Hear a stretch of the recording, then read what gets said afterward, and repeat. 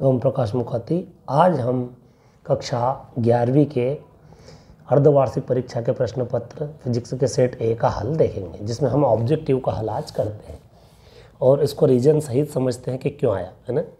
आइए पहला क्वेश्चन इसको पढ़ते हैं कि किसी विद्युत द्विध्रुव के केंद्र से r दूरी पर विद्युत क्षेत्र यानी होगा E अनुक्रमानुपाती होता है। तो इस तरीके से विद्युत द्विध्रुव हमारे पास ये प्लस p आवेश और माइनस p आवेश, और यहाँ से तो इस तरीके से r त्रिज्या या फिर यहाँ पर, तो इस तरीके से क्या बनेगा कि ये पूरा वृत्त, तो यहाँ पर भी और यहाँ पर भी। तो हम देख सकते हैं अक्षीय स्थिति में जो तीव्रता होती है, तो अक्षीय स्थिति की तीव्रता E बराबर क्या होती है विद्यार्थी, आपको याद है 1/4πε0 p/r3। और निरक्षीय स्थिति में यही होगी 1/4πε0 2p/r3। तो दोनों व्यंजक में r का क्या है देख सकते हैं, r का क्या है विद्यार्थियों क्यूब। तो E जो है वो व्युत्क्रमानुपाती होगी या अनुक्रमानुपाती होगी r के क्यूब के।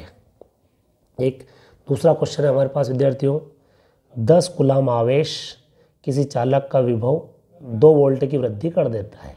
तो ये हो गया अपने पास आवेश की मात्रा Q और ये हो गया विभव में वृद्धि V। तो हमारे पास फार्मूला है C बराबर Q/V। तो Q जो है इसमें विद्यार्थियों है आवेश की मात्रा 10 और ये है 2। इस तरीके से आ जाएगा 5 फैराड। तो इसमें आंसर आ जाएगा A।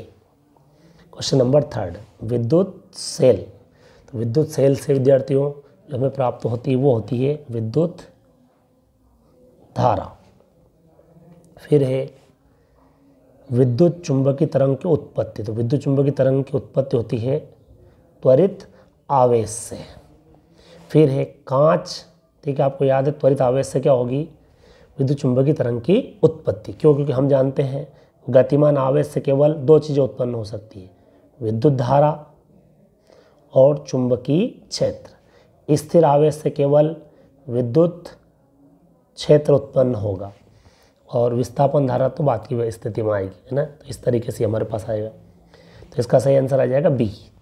फिर एक कांच के किसी उत्तल लेंस को जब जल में डुबाया जाता है तो उसकी फोकस दूरी क्या हो जाएगी, बढ़ जाती है, क्योंकि हमारे पास संबंध है F व्युत्क्रमानुपाती होगा μ-1 के, है ना। इस दृष्टि क्योंकि हमने एक फार्मूला पढ़ा ही है। फिर है यदि कोई तरंग विरल माध्यम से सघन माध्यम में आपतित होती है तो विद्यार्थियों उसका वेग इसमें पूछा है बढ़ने की चीज़। अब वो विरल से कहाँ आ रही है, सघन माध्यम में। तो सघन माध्यम में वेग कम हो जाता है, तो ये ऑप्शन नहीं आएगा, है ना। तो वेग क्या होता है, कम होता है, जबकि हमसे क्या पूछा गया है, बढ़ना। और हम जानते हैं कि जब प्रकाश किरण एक माध्यम दूसरे, तो आवृत्ति तो बदलती नहीं है, ये न्यू तो अपरिवर्तित रहेगी, वेग जो है वो बढ़ता है। अब वेग अगर बढ़ता है तो तरंग दैर्घ्य भी बढ़ती है। क्यों? क्योंकि वेग और तरंग दैर्घ्य का सीधा संबंध होता है ये, तो ये भी बढ़ती है। ये ऑप्शन भी नहीं आया था, हमारे पास कौन सा बच्चा, डी वाला ऑप्शन आएगा इसमें हमारे पास। फिर अगला जो है हमारे पास अगला क्वेश्चन हम देखते हैं, किसी चालक के अंदर स्थिर विद्युत विभव। तो विभव जो है चालक के अंदर वो रहेगा स्थिर विद्युत विभव क्या रहेगा, स्थिर अवस्था में बना रहेगा विभव। ये हमारे पास चालक है, तो इसके अंदर धन विभव हो या ऋण विभव हो, विभव इसके अंदर किस अवस्था में रहेगा, स्थिर अवस्था में रहेगा। फिर है प्रेरित विद्युतवाह बल, रिक्त स्थान के परिवर्तन से, तो क्या आएगा इसमें, परिवर्तन करना होता है तो फ्लक्स में, चुंबकीय फ्लक्स में परिवर्तन का आपने पढ़ा होगा इस तरीके से, E बराबर d∅E/dt। ये फैराडे का नियम है विद्यार्थियों। प्रत्यावर्ती धारा को मापने वाले उपकरण तो वो ऊष्मीय प्रभाव पर आधारित होंगे। इसका कारण है कि प्रत्यावर्ती धारा केवल कैसा प्रभाव प्रदर्शित करती है, ऊष्मीय प्रभाव प्रदर्शित करती है। फिर है फोटोग्राफी के लिए रिक्त स्थान, तो फोटोग्राफी के लिए अवरक्त तरंगों का उपयोग किया जाता है। कैसे तरंग विद्यार्थियों, इसमें आएगा अवरक्त तरंगों का उपयोग करते हैं। तरंग संचरण में के दोनों ओर समान कला में दोलन करने वाले बिंदुओं के बिंदु पथ को हम कहते हैं। तो दोनों ओर दोलन करने वाले बिंदु पथ को हम क्या कहेंगे? तरंगाग्र।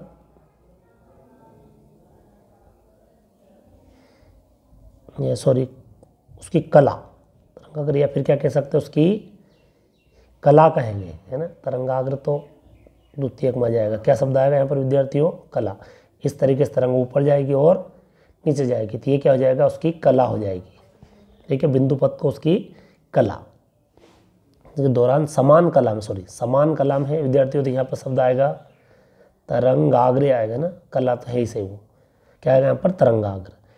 फोटॉन का विराम अवस्था, तो विराम अवस्था में फोटॉन का द्रव्यमान होता है विद्यार्थियों 0।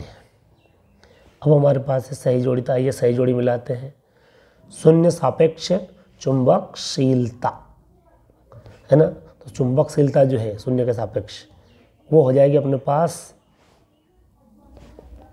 यानी वायु के सापेक्ष चुंबकशीलता। तो शून्य सापेक्ष चुंबकशीलता में जो हमारे पास होगा, विद्यार्थी हम मिलाते हैं, तो इसमें आ जाएगा हमारे पास पूर्ण चुंबकीय पदार्थ, जिसकी शून्य सापेक्ष, जिसकी चुंबकशीलता शून्य हो जाए, तो ऐसा हो जाएगा पदार्थ प्रति चुंबकीय, यानी पहले का उत्तर आ जाए विद्यार्थियों सी। फिर है प्रति एकांक आयतन की चुंबकीय आघूर्ण। तो हमारे पास सूत्र है तीव्रता I बराबर m/v। अब इसमें बोला है प्रति एकांक आयतन, यानी v बराबर कितना रख देंगे हम 1, तो हमारे पास I बराबर हो जाएगा m। तो इसमें हो जाएगा विद्यार्थियों हमारे पास इसका A। फिर है प्रति एकांक, इसमें आ जाएगा हमारे पास I बराबर m, यानी 2 आ जाएगा। प्रति एकांक क्षेत्रफल में चुंबकीय फ्लक्स, तो चुंबकीय फ्लक्स होता है फाई बराबर BA। ठीक, अब इसमें एकांक क्षेत्रफल यानी A बराबर हम कितना रख देंगे 1, तो फाई बराबर यह हो जाएगा 1, यानी फ्लक्स के बराबर हो जाएगा। ठीक, तो इसका उत्तर आ जाएगा हमारे पास कहाँ है? चुंबकीय क्षेत्र, यानी जो फ्लक्स है वो किसके बराबर आ गया? B के। तो इसके बराबर आ जाएगा विद्यार्थी हमारे पास H, क्योंकि H में अपने को दिखता ही है चुंबकीय क्षेत्र। ठीक है, तीसरे का आ गया H। फिर है विद्युत धारा और क्षेत्रफल। विद्युत धारा और क्षेत्रफल का हो जाएगा चुंबकीय द्विध्रुव आघूर्ण। ठीक, जब किसी बंद लूप में हम विद्युत धारा देते हैं, तो विद्युत धारा I और उसका चुंबकीय क्षेत्र B का जो गुणनफल होगा, ठीक है, सॉरी क्षेत्रफल और उसमें बहने वाली धारा का जो गुणनफल होगा उसका कहलाएगा चुंबकीय आघूर्ण, पर बंद लूप के लिए। तो इसका हो जाएगा चुंबकीय द्विध्रुव आघूर्ण बंद लूप के लिए, तो इसका आ जाएगा विद्यार्थियों F। फिर चुंबकशीलता, चुंबकशीलता का फार्मूला होता है B/H, तो इसका हो जाएगा G। फिर चुंबकीय क्षेत्र के वर्ग समानुपाती होता है विद्यार्थियों। इसमें हम प्रकाश विद्युत प्रभाव के रूल के हिसाब से अगर देखा जाए तो यहाँ पर हमारे पास आएगा विद्युत धारा E। अगला क्वेश्चन है अनुगमन वेग और विद्युत क्षेत्र की तीव्रता में संबंध। अनुगमन वेग यानी VD, विद्युत क्षेत्र की तीव्रता E, दोनों में जो संबंध होता है तो वो संबंध हमारे पास होता है VD बराबर गतिशीलता इंटू तीव्रता। यहाँ जो E एप्सिलॉन है ये गतिशीलता है। फिर है दो समांतर चालक, तो समांतर चालक है ये, जिनमें एक ही दिशा में धारा प्रवाहित होती है, इसमें भी और इसमें भी, दोनों में धारा की दिशा एक ही है। तो उनके मध्य लगने वाले बल की प्रकृति, तो उनका बल जो होगा इस तरीके से बनेगा, आपको रीजन चित्र बनाया होगा, सॉरी इस तरीके से, तो उसमें जो बल लगेगा वो आकर्षण प्रकृति का होगा। कैसा बल होगा? आकर्षण। फिर है अगला, एक परिनालिका की लंबाई 2 गुनी कर दी जाए, यानी परिनालिका की जो लंबाई L है उसको कितना गुना कर दिया जाता है? 2 गुना कर दिया जाता है, जबकि फेरों की संख्या में कोई परिवर्तन नहीं किया। तो परिनालिका के स्वप्रेरकत्व कितना होगा? तो हम जानते हैं स्वप्रेरकत्व L बराबर जो फार्मूला है वो होगा μ0 n² A/L।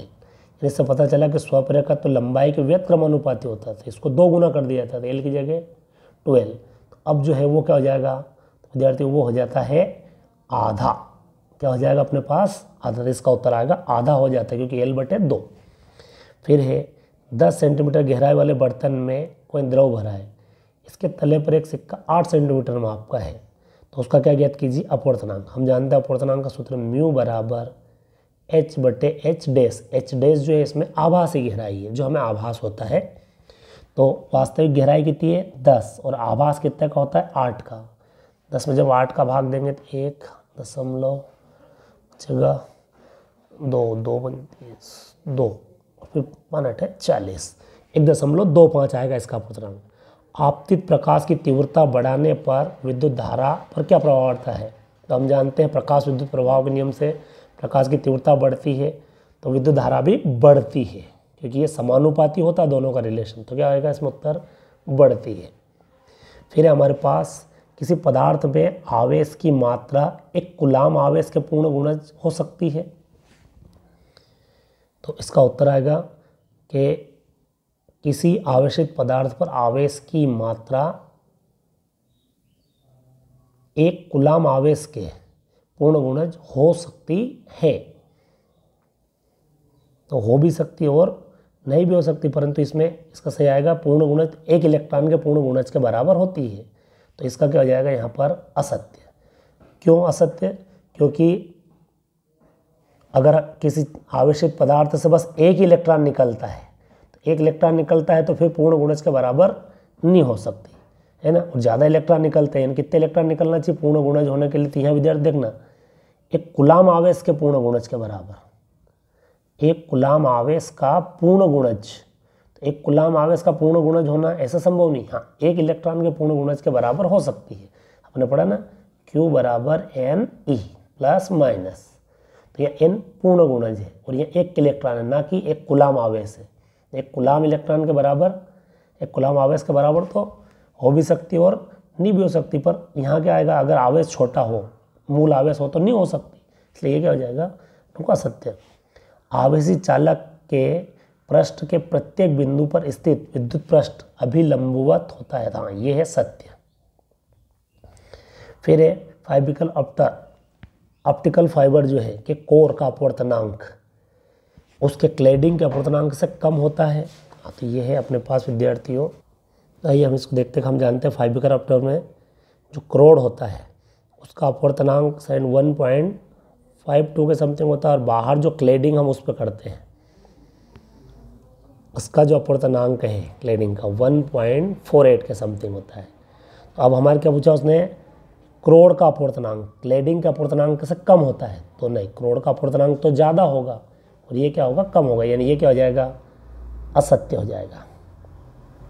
फिर जब प्रकाश विरल से सघन में गमन करता है तो उसकी ऊर्जा कम हो जाती है। तो ऊर्जा पे तो कोई अंतर नहीं आएगा। क्यों नहीं आएगा? क्योंकि प्रकाश जो है वो फोटोन के फॉर्म में चलेगा, E बराबर hν। तो उसकी एनर्जी किस पर डिपेंड करती है? उसकी आवृत्ति पर, और आवृत्ति में माध्यम पर कोई प्रभाव नहीं पड़ता है। आवृत्ति में कोई परिवर्तन नहीं होता है। तो समझ लो ऊर्जा में भी कोई परिवर्तन नहीं होगा। तो यह आ जाएगा असत्य। जब किसी धातु की सतह से इलेक्ट्रॉन को उत्सर्जित करने के लिए आवश्यक ऊर्जा अलग अलग इलेक्ट्रॉन के लिए अलग अलग होती है, तो बिल्कुल हाँ सत्य है ये। इस तरीके से हमने क्या देखा, जो पहला है वो असत्य है, दूसरा है वो सत्य, तीसरा असत्य, चौथा असत्य, पांचवा सत्य है। वीडियो अच्छा लगा हो तो वीडियो को लाइक कीजिए, शेयर कीजिए और इंतज़ार कीजिए। हम अगले पार्ट में 2-2 नंबर वाले क्वेश्चन और उससे अगले वाले पार्ट में 3-3 नंबर वाले क्वेश्चन और उससे अगले वाले पार्ट में 4-4 नंबर वाले क्वेश्चन को सॉल्व करने का प्रयास करेंगे। वीडियो को अंत तक देखने के लिए धन्यवाद। इस तरीके से क्वेश्चन